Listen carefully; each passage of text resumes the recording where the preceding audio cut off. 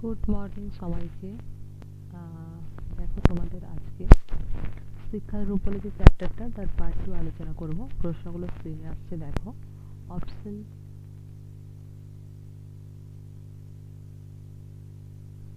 দেখো, 1 নম্বর প্রশ্ন, জীবনব্যাপী শিক্ষা বলতে কি বোঝায়? অপশন এ শুধু বিদ্যালয়ের শিক্ষা, অপশন বি শুধু উচ্চশিক্ষা, অপশন সি সারা জীবন ধরে শিক্ষা গ্রহণ, অপশন ডি শুধু পেশাগত শিক্ষা।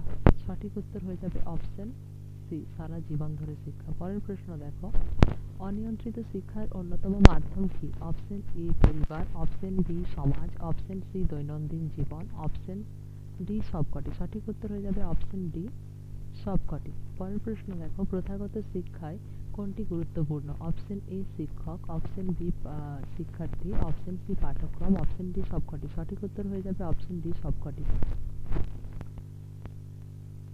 প্রশ্ন দেখো, নিয়ন্ত্রিত শিক্ষায় সাধারণত কি থাকে? অপশন এ নির্দিষ্ট সময়সূচি, অপশন বি নির্দিষ্ট পাঠ্যক্রম, অপশন সি নির্দিষ্ট মূল্যায়ন ব্যবস্থা, অপশন ডি সবকটি। কি বলেছে? নিয়ন্ত্রিত মানে সবকিছুই থাকবে। অপশন ডি হচ্ছে সঠিক উত্তর। পরের প্রশ্ন দেখো, অনিয়ন্ত্রিত শিক্ষায় প্রধানত কিভাবে অর্জিত হয়?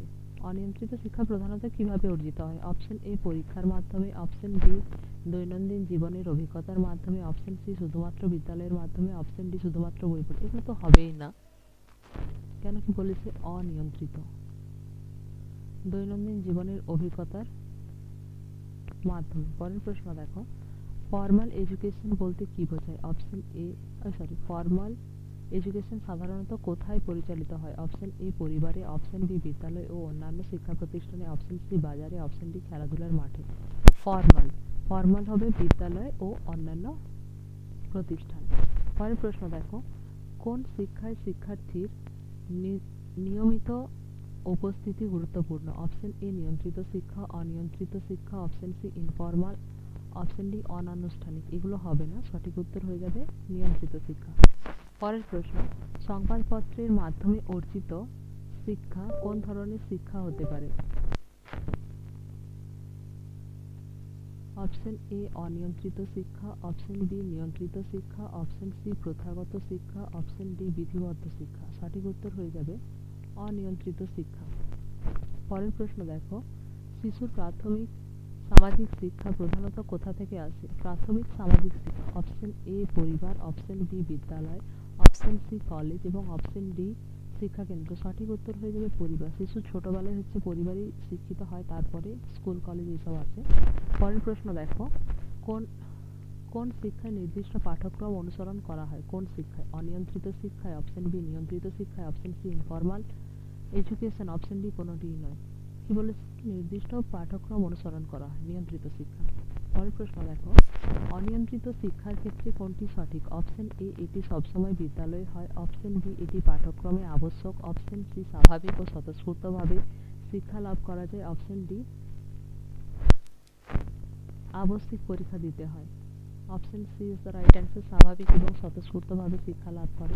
পরের প্রশ্ন দেখো, কোন ধরনের শিক্ষায় নির্দিষ্ট শিক্ষা প্রতিষ্ঠান থাকা আবশ্যক নয়? অপশন এ নিয়ন্ত্রিত শিক্ষা, অপশন বি অনিয়ন্ত্রিত শিক্ষা, অপশন সি প্রাতিষ্ঠানিক শিক্ষা, অপশন ডি প্রথাগত। সঠিক উত্তর হয়ে যাবে অনিয়ন্ত্রিত শিক্ষা। পরের প্রশ্ন দেখো, প্রথা বহির্ভূত শিক্ষা সাধারণত কিসের ভিত্তিতে পরিচালিত হয়? অপশন এ শিক্ষার্থীর প্রয়োজন, অপশন বি শিশু শুধুমাত্র পরীক্ষার ফল, অপশন সি শুধুমাত্র বিদ্যালয়ের নিয়ম, অপশন ডি শুধুমাত্র পাঠ্য বই। প্রথা বহির্ভূত বলেছে, প্রথা বহির্ভূত, প্রথা বহির্ভূত। ঠিক করে দেখো, শিক্ষার্থীর প্রয়োজন। পরের প্রশ্ন, শিক্ষা কোন শিক্ষার কোন রূপে নির্দিষ্ট নিয়ম শৃঙ্খলা ও পরিকল্পনা বেশি দেখা যায়? অপশন এ অনিয়ন্ত্রিত শিক্ষা, অপশন বি নিয়ন্ত্রিত শিক্ষা, option C informal, option D অনানুষ্ঠানিক। কোন শিক্ষায় নির্দিষ্ট নিয়ম শৃঙ্খলা এবং পরিকল্পনা? সঠিক উত্তর হয়ে যাবে নিয়ম শৃঙ্খলা অনিয়ন্ত্রিত শিক্ষা।